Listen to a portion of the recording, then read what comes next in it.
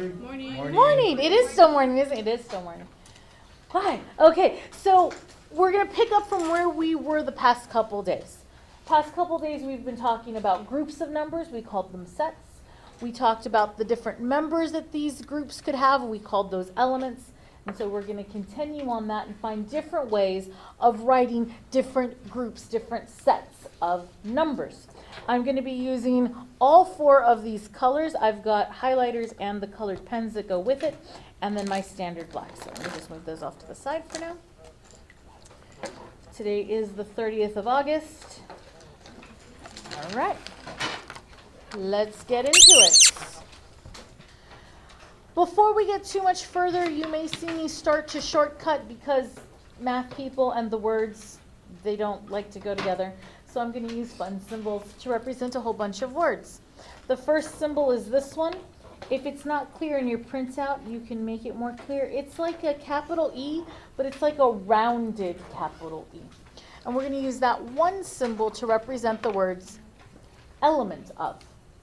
So if I wanted to write 2 is an element of the naturals, I would write 2 is an element of the set of natural numbers. And so all of those words, 2 is an element of the set of natural numbers, I can write with 3 symbols. How's that for efficient?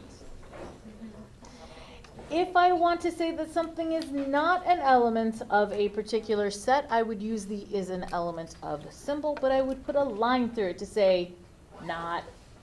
And so I could say that -2 is not an element of the natural numbers. We talked about subsets, groups within groups, and so we have a symbol to say is a subset of, and so I'm going to use this symbol. It looks like a stretched out letter C, or like the capital letter U was standing there and then got knocked over and just decided not to get up. Okay? So subset, I could say that the natural numbers are a subset of the whole numbers. If I wanted to say that something was not a subset of something else, I'd use the subset symbol, and again, I'd draw a line through it. And so I could say that the whole numbers are not a subset of the naturals.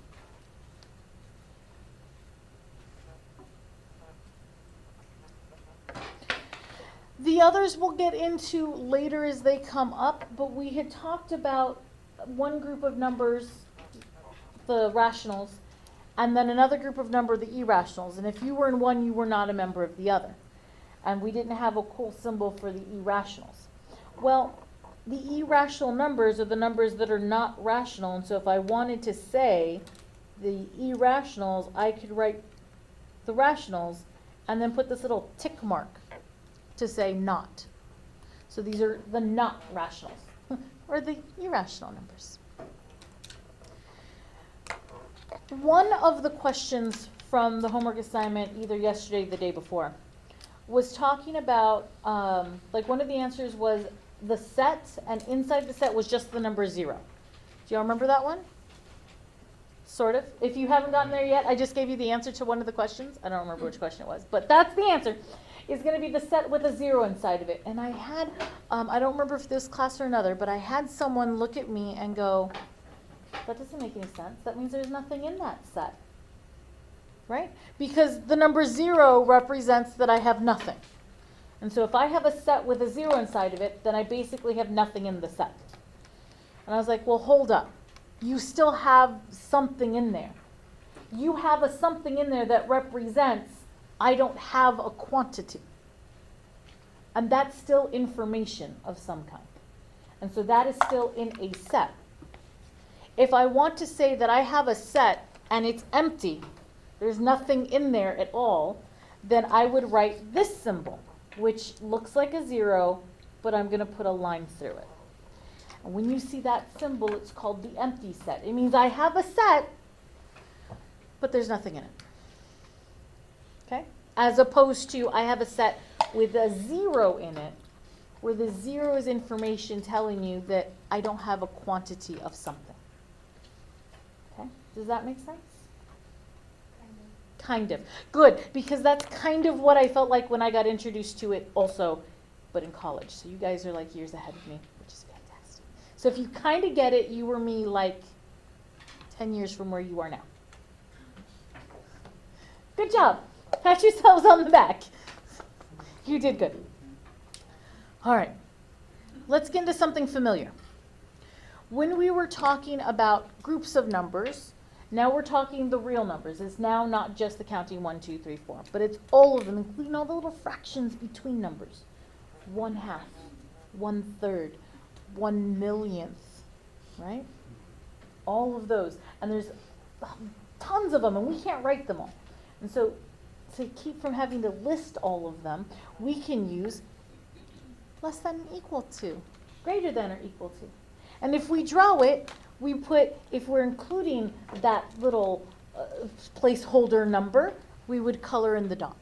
And if we're excluding it, we don't have the or equal to bar. It's just less than or greater than. Or we draw the circle, but we don't color it. Okay? Now,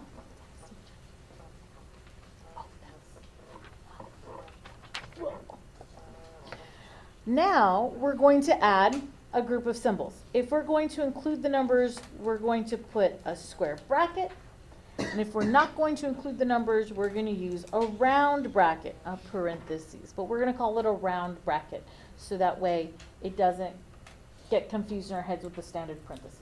Okay? And so it feels like the square bracket above it. All right, let's do some familiar things first. Let's translate these graphs into the inequalities. I start at A, and X is going to be between A and B. And we're including, because they're colored in, A and B. So we have the or equal to symbol. Yeah? Okay. The next one is the same idea, except there is no equal to, because those boundary markers are not colored in, they're open. The next one, we can mix it. We can have one side be included with an or equal to, and the other side not included with a straight less than or greater than. And we can have it on the other side, like it could be the other way. Right? Nothing really crazy here. Now let's translate those into interval notation. Okay? I'm going to show you first how to do it off of the graph. So if I look at this graph and I'm reading left to right, the first number I come up to is this number which we've called A. Do I include A or do I exclude A? Include. And what? Include. Include it because I've colored in the little circle. So I'm going to use my symbol for include, A. And then I keep going and I get to some number which I've called B. And I'm stopping. Do I include B or do I exclude B? Include B. Include B. And so this is read, bless you. This is read, include A, include B. All right, here's the next one. Include or exclude? Exclude A and exclude B. Very good. The next one. Include A. Good. Beautiful. And the last one. Exclude A, include B. Perfect.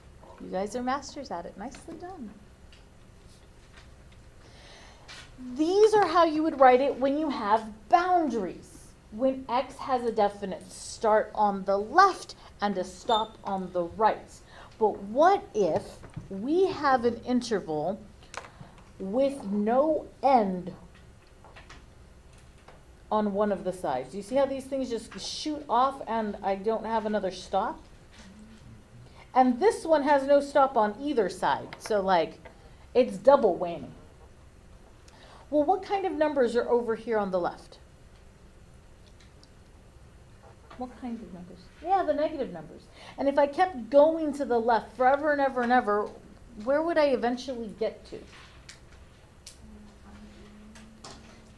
Positives? Oh, like it wraps back around on itself? That is an interesting concept. No, you're not wrong. You're actually, okay, we're here with this conversation, and the line wrapped around itself way over there somewhere where we can't touch and suddenly became on the other side. That concept of math is like way over here. So, mind blown. That was awesome. So we're just going to dial it right back down to here because I don't understand how that works. And that's amazing. And I love that you went there because it's super cool. Okay. I'm like in tears now because I'm really proud of that jump that was made. It's a hard jump to make. And she's like, that wasn't hard at all. I just said it.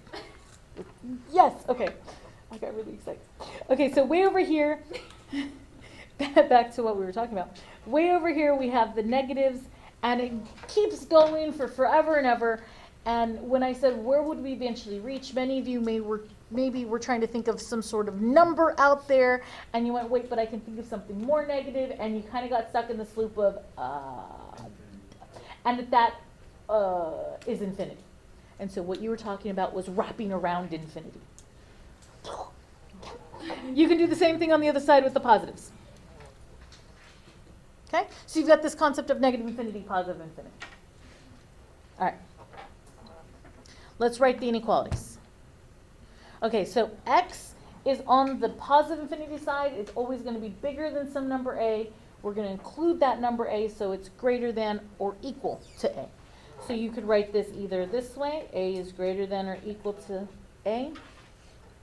Or you could write it this way, a is always going to be smaller than or equal to x. Either one works for me. So whichever one makes best sense for you, you write it that way. All right? I'm going to write them this way. This other one's going to look exactly the same way, but there's no or equal to portion. Ditto, but now x is smaller than b. And here we're excluding the value of b for x. The last one, x is all the numbers. Yeah. Yep. Now we need to write it as interval notation. And this one, it's a little more challenging to do at first. But then it gets really easy really fast. We're going to start the same way. Over here, starts with what? Include a. And where do we end up? Infinity. Yes, it looks like x here, but that's telling you that the line is being represented by the variable x. Okay? So we actually end up over here at this concept of infinity. So I'm going to write the infinity symbol here, but because infinity is a concept and not a number, we can only include numbers. So the infinities are always an exclude kind of thing. All right, let's look at this one. Exclude a. And then infinity, which we must exclude because it's not a number. Good. Exclude infinity. Exclude which kind of infinity? Negative. The negative infinity. And include b or exclude b? Include b. Good, good, good. And this last one? Infinity. Oh. Exclude. Mm-hmm. Exclude. Very nice. All right. All the numbers. Infinity. Infinity. Negative infinity to positive infinity. And you have to exclude them both. Nicely done. See, like it seemed weird at first, and then it got super easy toward the end, yeah? You guys are brilliant. Let's practice with some actual numbers. All right, so I showed you how to do it from a number line. Let's show you the brainless, let's not think way of doing it from the inequality symbol, okay? This inequality, is it an include or an exclude? It's an exclude, very good. So this first symbol is going to be an exclude. The number that's with it goes here. And then this symbol, include or exclude? Include. Good. And then this number goes with it. That's it, you're done. I know, right? It's like it's so easy. Oh my God, we're cheating. No, you're just that brilliant. It's that easy. All right, let's look at this one. Real numbers between -3 and 7. Are we including -3 and 7? No. No, we're excluding. So we're going to use the exclusion things. But now we have to figure out what numbers to write in.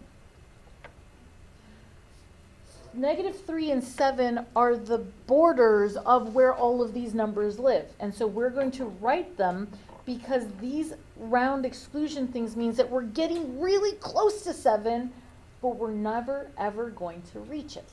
It's the, I'm not touching you. Okay, and you just keep getting closer and closer and closer, but you never actually touch. That's what this is doing. So this is all the numbers between -3 and 7. I've started that game, haven't I? I'm very sorry. I'm very sorry. Those of you who are sitting next to him.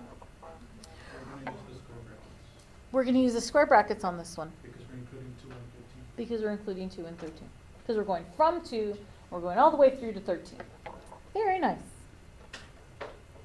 Good. Let's turn the page. There's a song, Turn the Page, isn't there? I think so. All right. Set builder notation. Set builder notation is a shorthand for us to write all the elements that are being allowed in our set. Okay? And it allows us a quick way for us to write a formula so we don't have to sit there and write every single one. We just write a quick formula, and everything that fits that formula, that's what's allowed into the part. Okay? So it starts off with a set. So here's our notation for set. So those symbols make those words, the set of. Then the next symbol tells you what variable we're using to represent the numbers that are going to be included. In this case, we're just using the letter X, and so that's representing all real numbers. As we continue with our study, we can change this up and do different types of numbers, the real numbers, the complex numbers. I'm going to go way up here for you because this is where you're thinking. You can start doing hyperreals and surreals, and I think there's something else above that, but I don't know. Yeah, so we're going to come right back down to the reals.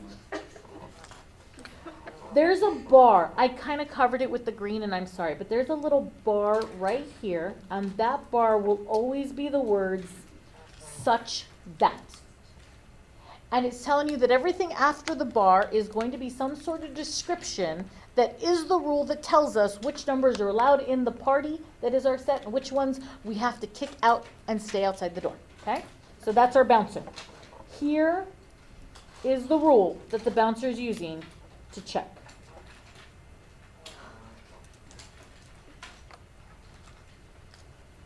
All right.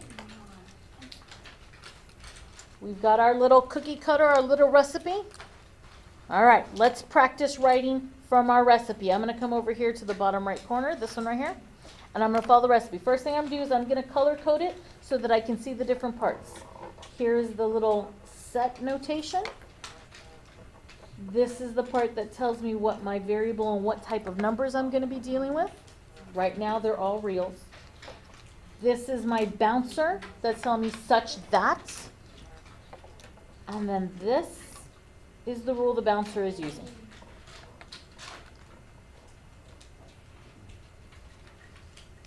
All right, so we're good? All right, we're going to translate this into words.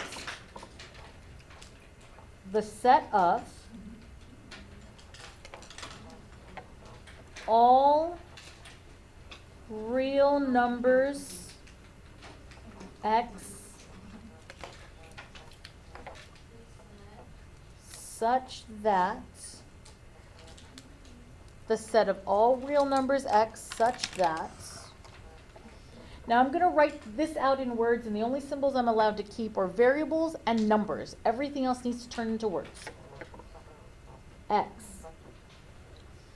is less than -6, or x is greater than or equal to 0. Period. Done.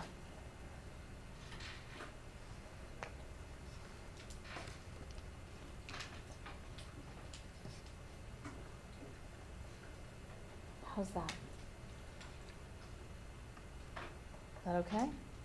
All right, let's run some examples and do all the different styles of representing intervals of real numbers, okay? So I've got a little graph here, a little table of a bunch of different things. Thank you, thank you. Which one of these? Is yours? It is. Thank you. Just stick it in the green box over there where the Triforce is. Thank you. Someone left the sword in the restroom. Thank you so much. All right. Which one of these examples looks the most like you look at it and you're like, oh my God, what do I do? The one with the infinity. Okay. Let's look at the one with the infinity. It's okay. She's not wrong. If you don't speak up, she's going to pick it for you. All right. So let's turn this into a drawing first. I think that might be the easiest. Just pick whichever one of the cells seems the easiest to try for and go for it. Now, I know that I'm going to have negative infinity, so I know I'm going to be coloring in way over here at the left, and I'm going to stop wherever I get to 19. So somewhere here I'm going to put a bar for 19. And do I include it? Yes. Yeah, no, wait. Yes. Yes, because it's a square bracket. So I'm going to color in to include it, and then I'm going to color from 19 all the way toward the negatives, and that's what my graph looks like. I'm going to turn that graph into an inequality. If this number line is being represented by x, all of the real numbers, then x is always less than or equal to 19. And so my inequality is going to be x is less than or equal to 19. That's my inequality statement.